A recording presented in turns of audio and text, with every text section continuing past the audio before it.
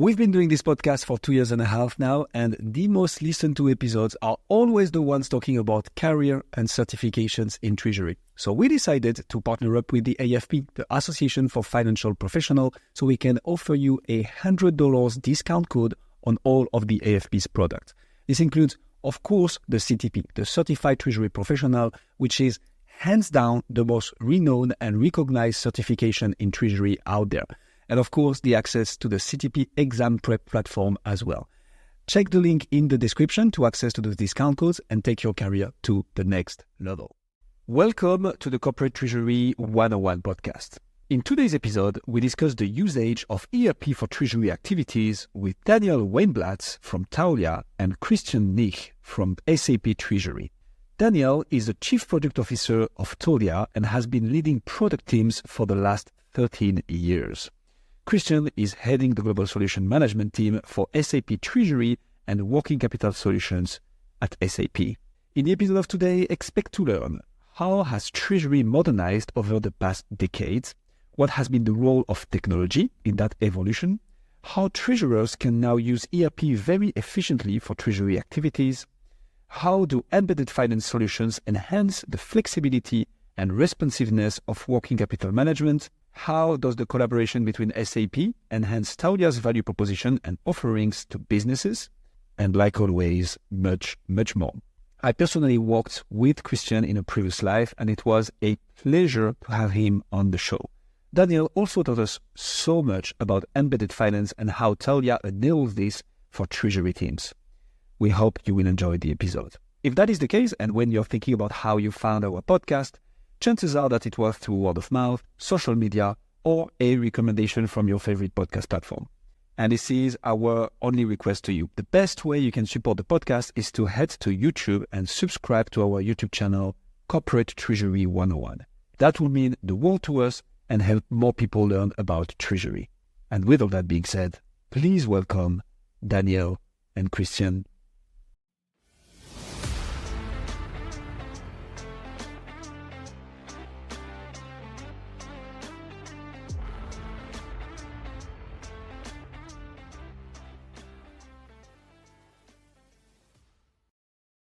Danielle, Christian, thank you so much for coming on the Corporate Treasury 101 podcast. We're going to talk about many different stuff today. I'm very excited to have you both on the show. And maybe let me start with Christian. And I would like to understand how has Treasury modernized over the last decades? And please take us through the different evolution, but also what technology has played as a role in that overall changing landscape. Very happy to do so. First of all, welcome also from my side. It's a pleasure to be part of that podcast. Thanks for having us. So yeah, happy to answer your question as well. And I think it's not a surprise for the listeners that the role of treasurers has changed over the last decade. I think Treasury moved out of the niche, and at the same time it has shown the importance in particular for many enterprises that have been in crisis mode. Some of them still are. So first we had COVID, then we had high inflation. We are still in a kind of an economic crisis in many countries around the globe. So we also see global crisis, and that all together reminds every organization to have a good view on the treasury function. That includes to ensure the liquidity for a company, but at the same time to balance it with the financial risks that have to be taken. And last but not least, I would say there are a number of customers that invest more in collaboration within the finance function. So treasury is not isolated anymore. Instead of that, treasurer is becoming the steward for many decisions that have to be made on the global company level. So often being represented on the C-level as well, typically reporting into the CFO, which shows the importance of that function. And with that in mind, it has an impact on the technology that is being used. And we all know that in many large organizations, in particular, treasurers are using bespoke systems, sitting sometimes in an isolated world of system and data, which is a challenge because understanding the end-to-end view of a cash flow requires solid data. And lots of that data is related to the ERP. And this is where we are coming in. So SAP has invested in treasury in the late 80s already, to be quite honest, driven by large corporates that have invested heavily into the ERP functions, and they saw natural fit of getting more out of the ERP system by unlocking the potential on bringing it to the next level. And our treasury function that we have as part of the ERP is basically divided into 4 layers, coming from the very operational part of payments and bank connectivity, moving then to cash and liquidity, including cash flow forecasting, and finally with debt and investment management and financial risk management, providing a solid environment for an end-to-end treasury suite embedded into the ERP. And I will talk about that probably a little later, but answering also the question related to technology. I think technology is an enabler to share data, and most important data, amongst the company, because a treasurer should have a certain understanding of, invoice to pay processes, order to cash processes, in order to understand the cash flow of the company. It should also have an understanding of day sales outstanding, of days payables outstanding, which are important KPIs that are helping us also to measure the working capital position. That all together is something that we are seeing in the ERP. And what is technology enabling us for? There is, of course, with technology underneath nowadays, better connectivity using APIs to get data from source system, from the subsidiaries, from the ecosystem that are relevant to bring you to an end-to-end treasury position, for example, in cash position that is up to date in real time, showing the treasurer how much of money do they have in which currencies and at which bank accounts and which geographies. And this is one of the most important topics that treasurers have to answer every day. And at the same time, we are moving into a cloud environment more and more that helps to increase the adoption of software and services. And last but not least, there are lots of platforms in use today that are allowing to consolidate data and making it sure for treasurers to be more effective to get the data that are required for the day-to-day business, and also linking them to underlying business data, for example, from logistics, for example, from record to report. The accounting function is also very important for many treasurers. And last but not least, to have a real-time view towards the banks. And the next level then is, of course, thinking into the direction of working capital and how to trigger actions to unlock new potentials, to unlock liquidity for the company. That in a nutshell is what I'm seeing as a big change within the corporate market for treasurers and how technology has enabled this change. I really liked how you phrased it at the beginning. Treasury moved out of the niche. I think that's a very good way to put the emphasis on the fact that, well, for a long time, interest rates have been at the lowest. And all of a sudden, over the last years, you have interest rates hikes. You have foreign exchange deals that are going through the roof in terms of pricing, because it's a whole different ballgame. And all of a sudden, you can have an FX result that is destroying your bottom of the balance sheet. So you're like, okay, how do we mitigate that? How do we make sure we have somebody, well, being held accountable for it, but also how do we give that person the means to achieve success when it comes to that particular thing? When your cash is bringing 0 or very low interest rates, it's something, but when it can yield 5, 6, 7% overnight, then it's a whole different ballgame. And how do we enable through technology this whole shift, and how do we put the treasurer at the forefront? So I really like this phrasing. With that in mind, and considering the fact that treasurers are becoming more of a strategic role, how do we enable them, especially in terms of integration? Because it's, as you said, it's very difficult to collect and aggregate the correct data when it comes to cash flow forecasting, for instance. With your experience, Christian, and the SAP's expansive role in enterprise solutions, how have you seen the integration and connectivity of treasury functions within the ERP evolved? And if I could further down the question, how is it critical for the company? Is it becoming more important? So what about this integration that needs to happen between the treasury function and others from the company? Yeah, happy to answer that. So it's an interesting question, because if you look into the data that you have just out of the box in your ERP system, there's a lot of elements that are very useful for the treasurer. Starting basic, every customer has to collect bank statements to close their books into the ERP. That means you have an open item, you have issued an invoice, you're expecting an incoming payment from your customer. This is being supported, of course, by the nature of the ERP. So with that in mind, every treasurer can find bank account information in the ERP. And wouldn't it be nice to provide an entire bank account management functionality as part of that without having an external system in which you have to maintain and duplicate all the data? We always face the risk that you have data duplicates, that people within the organization may have control to data that they should not have. The ERP is typically fully controlled. So typically it follows very high compliance efforts that allows customers to make sure that not everybody can, for example, change bank master data. So with that in mind, bank accounts are in the ERP, bank statements being loaded to the ERP. So the first ask I'm telling every client moving into the direction of unlocking the potential of the ERP is switch on your cash management and you will see the global cash position. Of course, this includes, and you asked for integration, a real-time bank connectivity interface that we are providing out of the box. We have a cloud technology that is very scalable. So that means not every client needs to build their own, bespoke host-to-host connection to a bank. Instead of that, we have a platform that allows connectivity to SWIFT and to banks and even to other payment service providers, allowing you to get these data into the ERP system. So that's number one. To turn it around, talking about invoice to pay, also a process that is heavily covered by the ERP. So the question would be, why the hell would you outsource your payment process to another external system, making a system break, in addition to that, a process break by moving the data to an external system which are not relevant then anymore for the ERP? But you need it. You need it anyhow, because if the customer is asking the accounts payable department, when can I expect my payment? Then, of course, they have to look it up into the ERP, not into the TMS typically.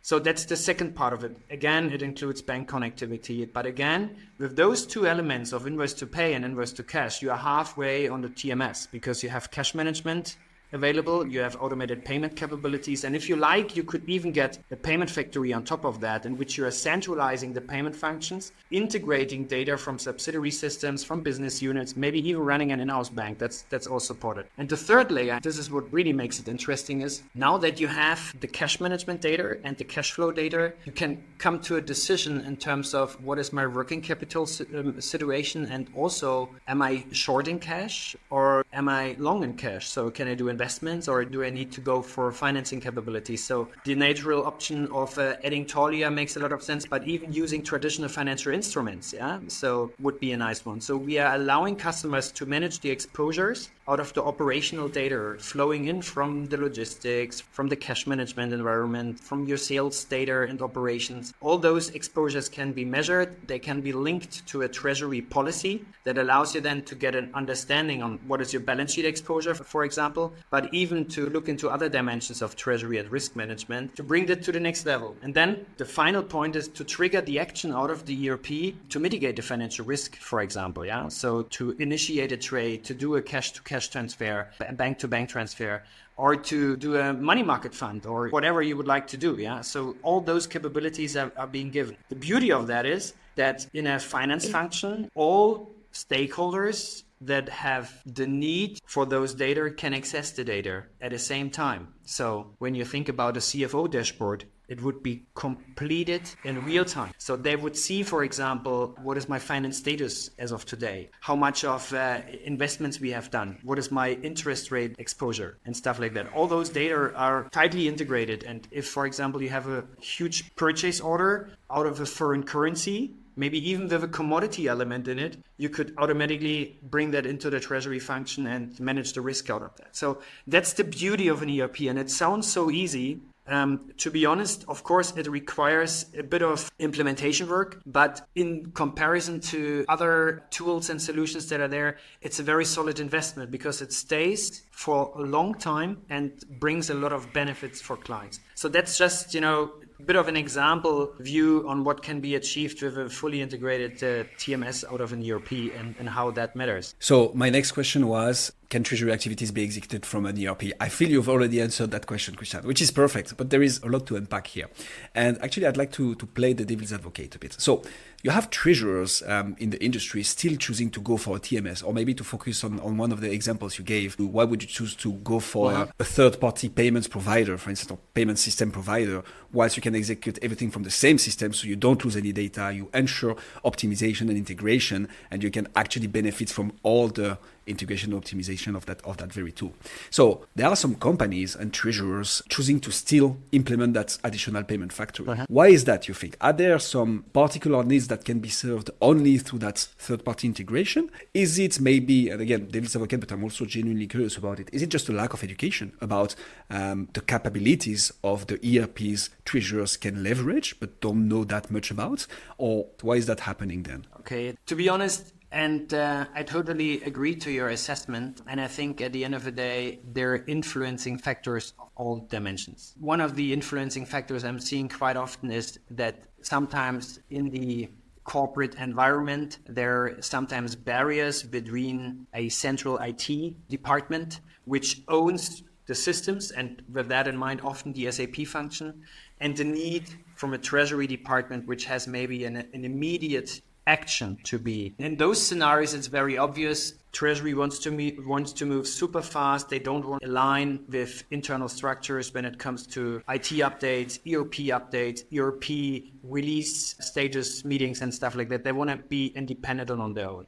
In meanwhile, and this is then the second point, it's lack of education. They could have an SAP environment on their own, which is linked to their central ERP, similar to any TMS, but they would benefit from the central services. So this is what many customers are doing. The third element, besides education and internal barriers, is of course that some treasurers don't want to have the full, I would say, visibility on what they're doing in terms of what other members out of the company would see, would influence on how they do their job, right? So they love to be on their isolated system, and they do a lot of efforts in having data analysts and experts that are helping to consolidate data out of the external TMS and bringing it often manually back to the ERP, or back to a central team. So that's also a dimension. And then last but not least, I think there are some myths in the market. So myths it's always expensive and time consuming to get into that. The functions and features are not at the same level as we would expect from other vendors. But I could all of those elements and myths I could probably provide with arguments, and in which we could also try to convince clients to think into that from a different direction, because analysts have proven that the ERP TMS is in the same layer like the best of breed, and we just ended up in the IDC report in the leader section. We have lots of global customers like Sony and Volkswagen and Google running our treasury functions out of the ERP, which are very happy. And of course, you can run it in a full managed cloud environment that could run in weeks and not in months, with best practice content that is available, with built-in integration capabilities out of the SAP Cloud Platform. But I don't need to tell you all of those things. The last element, what I'm typically telling my colleagues out of the sales team is, if at the end of the day the customer is not convinced, then we should accept it, because otherwise you can't run into a successful project. It requires willingness on both sides, and it doesn't make sense that you have, for example, an IT strategy that is dictating the treasury team what they have to do. They all need to do the job in its best way to support the company's strategy and mission, and then they should do their choices. The positive element is that the majority of customers that are investing in the latest version of our SAP S/4HANA, they see that a little bit as a given, that they need to leverage the new technology to justify the investment that they have done, right? To improve collaboration, to improve the digital transformation journey, to improve collaboration amongst the functions, and to share data, and to enable AI, for example. Because to be honest, an AI engine that focuses on cash flow forecasting requires data out of the ERP. And this is certainly not given to an external system. Think about payment behavior and the impact on a cash flow forecast. This all requires tons of data. So there will be even more benefits of being on a central system in the future than it is today. Love that, Christian. And if the likes of Google or Volkswagen are using the treasury capabilities of an ERP, I think that's a pretty solid example that it can be done even for very large corporate with mature treasury departments. Danielle, let me bring you in here. What additional features does solutions like Taulia bring, especially when they are fully integrated with that very ERP that we just explained can actually serve treasury tasks and treasury departments? Sure. Happy to cover that. First and foremost, thanks so much for having me. So hello, everyone. I'm Danielle Weinblatt, Chief Product Officer of Taulia. So for those that don't know, Taulia was acquired in 2022 by SAP. So we are a deeply integrated working capital management solution providing capabilities across all of the working capital levers. So in the payables dimension, Taulia offers programs like SCF, so supply chain finance, as well as dynamic discounting.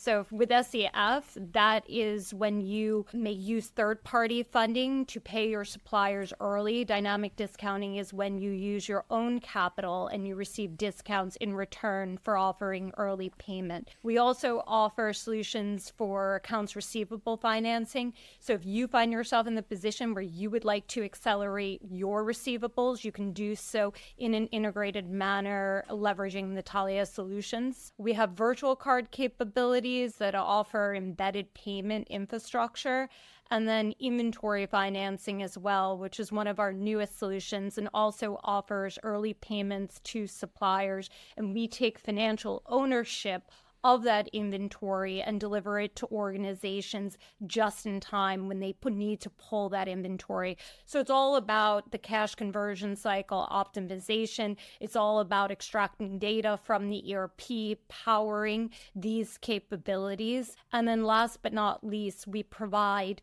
treasurers with working capital analytics and dashboards that help them optimize the performance of their working capital strategy. And we can do so with machine learning and AI. We obviously have a tremendous network, so millions of suppliers are on our network, and we also have quite a few very reputable customers as well and buyers on these networks that fund suppliers. And so we've been able to leverage this data over time to create predictive models that can, for example, help you understand what the uptake would be of your suppliers at various rates for dynamic discounting and help you figure out the right strategy, even at the granular supplier level. So our data is a big component of our technology-enabled working capital platform. And so, yeah, it's a journey for us. So I really liked that you clearly broke down how the AI capabilities actually help the treasury function, and in here how they support the whole cash flow forecasting, but also the overall management of the working capital. Talking about buzzwords to debunk, embedded payments and embedded finance feels a bit like some of the things you just described, but for me they're still a bit blurry, and there are also buzzwords lately. So would you mind breaking those terms down for us, Danielle, especially in the financial tech space? What do they mean, and how is this technology enabling them? How do you integrate all this in the ERP, and how do they, to get to the bottom of it, help treasurers in their function, or can help treasurers in their function? Yeah, for sure. So I think they're only a buzzword when you actually haven't executed against an embedded experience and when you actually don't have these capabilities.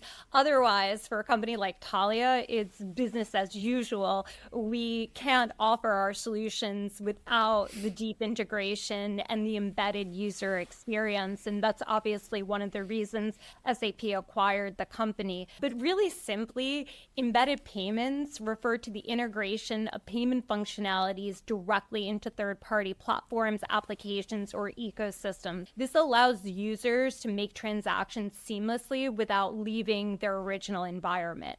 And so in a similar fashion, embedded finance is exactly the same. It's the integration of financial services in non-financial platforms like the ERP, like other business platforms, like networks, like your e-commerce site when you have, let's say, an embedded offer to finance a purchase, or let's say you're leveraging Amazon and you have your credit card lodged in the platform in order to check out. These are real world examples in the B2C landscape, embedded payments and embedded financing. Financing is really just what essentially Taulia does when we make opportunities available for early payments to suppliers. So key characteristics of this includes obviously the integration, so having API connectivity. You can't have financial services or payment offerings unless you have the technology capabilities to offer that. This creates a more seamless user experience. So in our case, it's on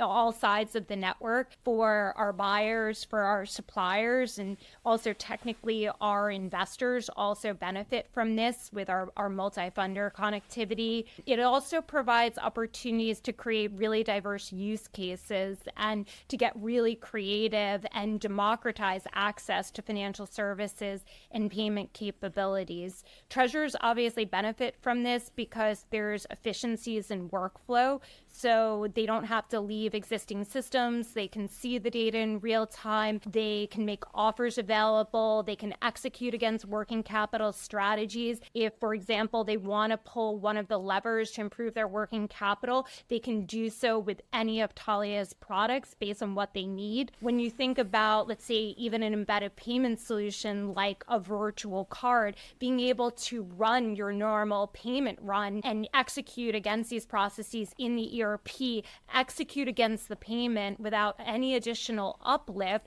receive rebates on your spend, but also automate all of the reconciliation as well for all of the general ledger movements. That's really powerful because that saves their teams a lot of time to be able to have this end-to-end reconciliation, end-to-end process, data at your fingertips, automatically updating.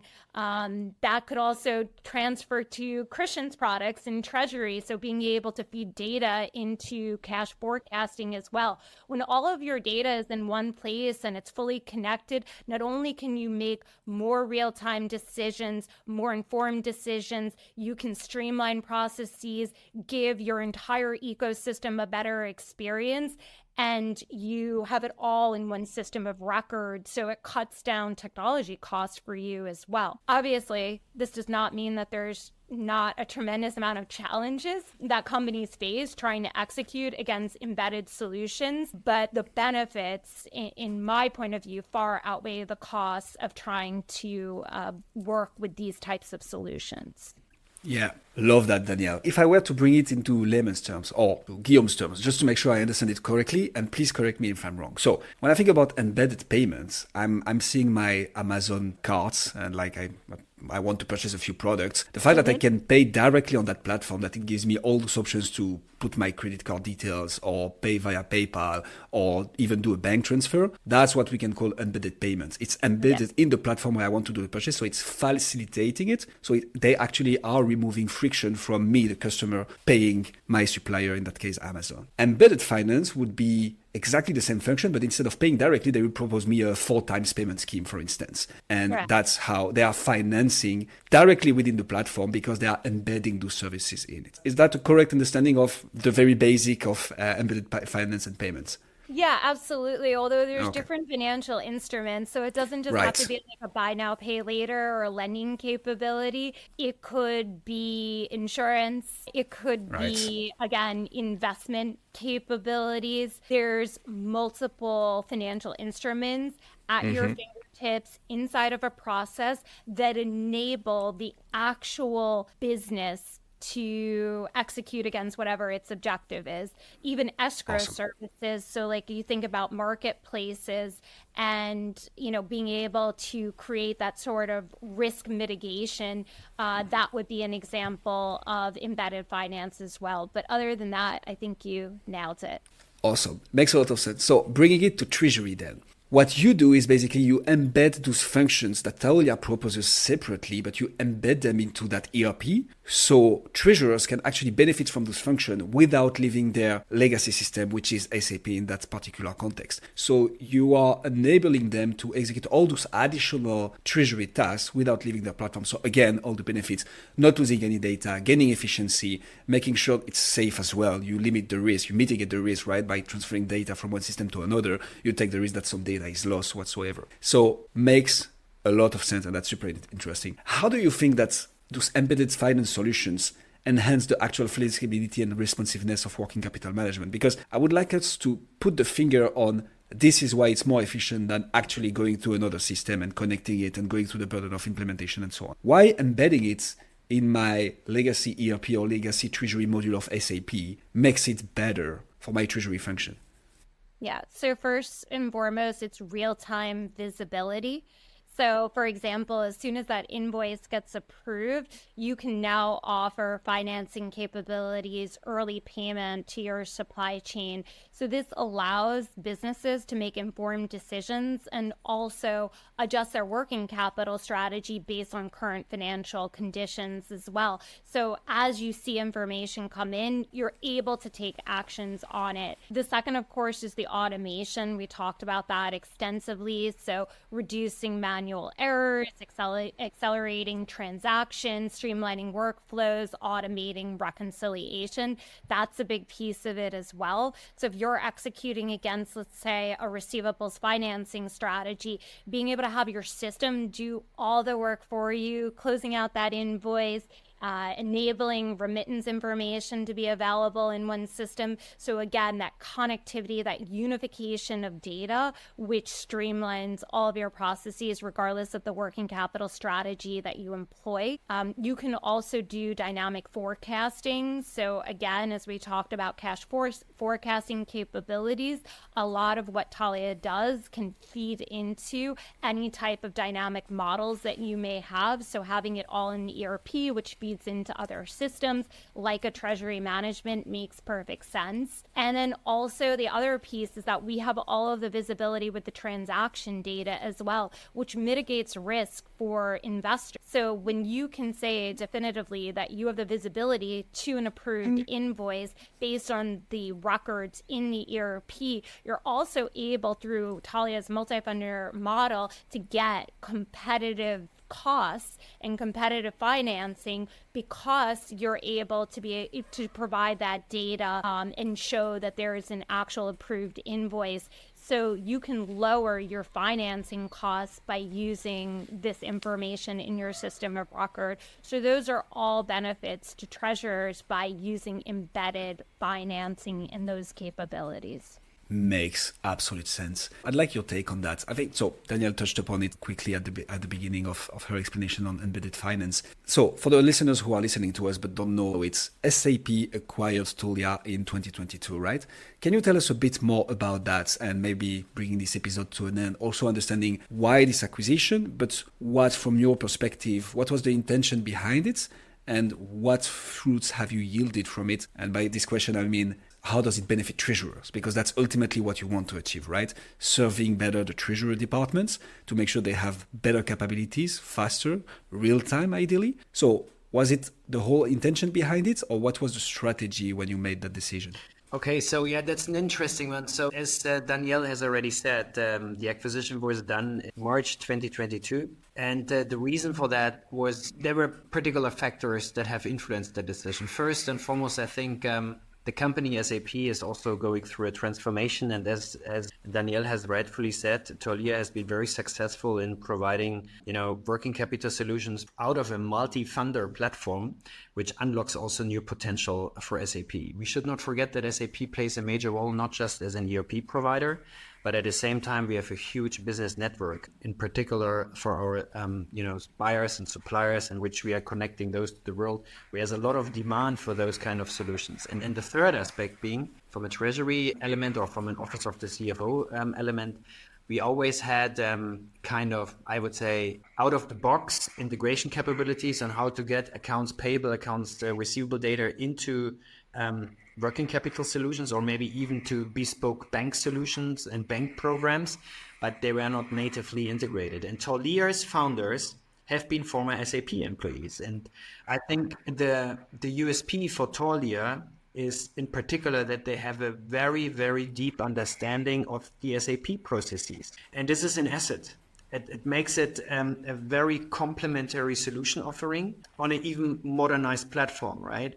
So the Taulia technology team understands the invoice to pay and the order to cash process. They know where they can unlock the data, natively integrate them into their platform in providing additional elements of flexibility on the platform. That supports new business models for SAP, which is super relevant in today's environment. And second, it underlines also the investment that customers are doing on the SAP ERP, or nowadays S4HANA element, which then provides the capabilities on unlocking the potential. And we are embedding even Taulia solutions like virtual card into our standard environment within the ERP environment, for example, into the payment program and stuff like that. So this all together, these have been facts in which we have seen clearly the value of this. And at the same time, of course, the biggest portion of value that we are often seeing as part of a digital transformation for companies is the finance function. And finance is a hot topic, and as CFOs have a huge interest in getting more out of the technology. And the combination of Taulia plus ERP and the embedded treasury function is a very good fit. And this is unique and it helps us. And last but not least, I think we are getting new talents into our broader company view, which is also a big asset, and we can benefit from each other. For example, while the Taulians typically talking to the buying center very closely to the CFO, our sales forces are often enough involved in discussions on the CIO level.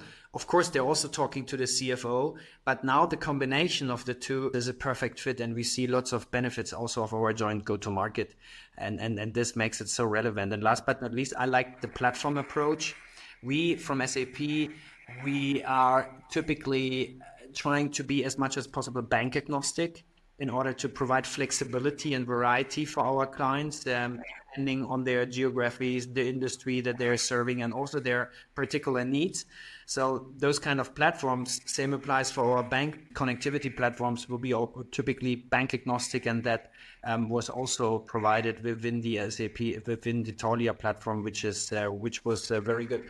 Just to add to this, maybe for the listeners, we keep Taulia as an operating independent company within the group of SAP, basically, which is represented by the CEO of Taulia and the leadership. And there is a combination of 4 senior executives from SAP joining the Taulia board. With that, we have a very strong collaboration and alignment between the two companies. That's very cool. And I actually didn't know that the founders are former SAPers. Yeah. So I want to say that the apple didn't fall very far from the tree. Yeah. And that's very cool.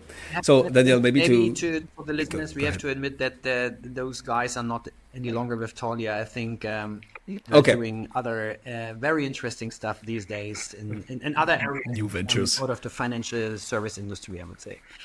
Danielle, maybe to bring this episode to an end, how does the collaboration with SAP, well, more than a collaboration, obviously, but you get me, how is it working from a Taulia's perspective? Like, how does it enhance the value proposition that you think you are offering to businesses? And maybe to pinpoint some actual benefits, are there some immediate or future features that clients can expect from this synergist collaboration? Sure. So first and foremost, we collaborate directly with the SAP engineering and product teams to co-develop capabilities. So that gives us, again, the opportunity to not use the buzzword, but embed our solutions very deeply inside of the SAP Business Network as well as the ERP. We also go to market together. So Christian brought up a really good point. We're able to bring together 2 key decision makers, the CIO and the CFO, plus the treasurer, to make joint decisions and collaborate. So that allows for continued innovation to bring together a suite of solutions to our clients. It also really creates a roadmap for global scale. So we continue to think through how we can be in every single country that SAP does business. So this puts pressure on us to think ahead, to plan our roadmap, to have, let's say, direct integrations with certain financial providers and institutions in certain countries where we would need to have a direct integration to support supply chain finance, for example. And so we use their technology, we leverage BTP, we do a tremendous amount of innovation as we think about the future together. And then so I just want to mention a couple things. Last year, we launched our capabilities inside of the SAP Business Network for payables finance. The year before, for receivables finance. We also now offer one direct integration into the business network. You don't have to separately connect your ERP. If you're leveraging the Managed Gateway add-on, you can now have one integration with the SAP Business Network as well as the ERP, and then leverage all of Taulia's capabilities inside of the business network. We obviously are fully, deeply integrated across all of our products. inside of all of the SAP ERP versions, which is really, really great. And then some of the expectations for this year include capabilities for expanding AR. I think I touched on some of those with some of the automation, being able to see remittance information, close out invoices that are sold. So there's a lot more coming in terms of creating these magical automated, fully reconciled experiences, visibility, ease of use, and then again, connecting all of these capabilities to our multi-funder network. Those will continue. And again, it'll be really hand in glove as we think about collaborating with the SAP product and engineering teams to get this done. So I'm really excited about 2024 and the future and all of the amazing solutions we can bring to the market together. I love Treasury Magic, Danielle. So very much looking forward to it. That's absolutely perfect. Thank you both. That was an absolute blast. Much more fun understanding of how we can execute treasury tasks from an ERP directly, especially with SAP. So thanks a lot for that, Christian. And a masterclass, I would say, on embedded finance and embedded payments. So thanks a lot, Danielle, as well. If people would like to know more about you both, Taulia or SAP, where should they go? So for customers interested in SAP's treasury solutions, of course, I invite them to check our website, which is very easy, zap.com/treasury. And then you will find all the nice information. Danielle, I'm sure you know the best source for Taulia. Sure. So it would be our website, www.taulia.com, TAULIA.com. So that's where you should check us out or find us on LinkedIn as well. Same here. And I would also invite listeners to read through the Journeys to Treasury report, which gives also a good compendium and some insights on how SAP is supporting that initiative. And you are more than familiarized with the program as well. Absolutely. And we already had a shout out as well from Bruno, whose episode has been released now, I believe, at the time we record. So absolutely check out the Journeys to Treasury. Excellent report from the year 2023 and definitely a good highlight of what's going to happen in 2024 and what people are doing in the space. Thank you so much both. We'll put all the links in the description. So if you're listening to this right now and would like to know more, just check out the show notes and you'll have all the links to all the different websites and the LinkedIn page of both SAP and Taulia. Thank you both so much. Thank you. Have a good day. Thank you for your time. Thank you, Christian.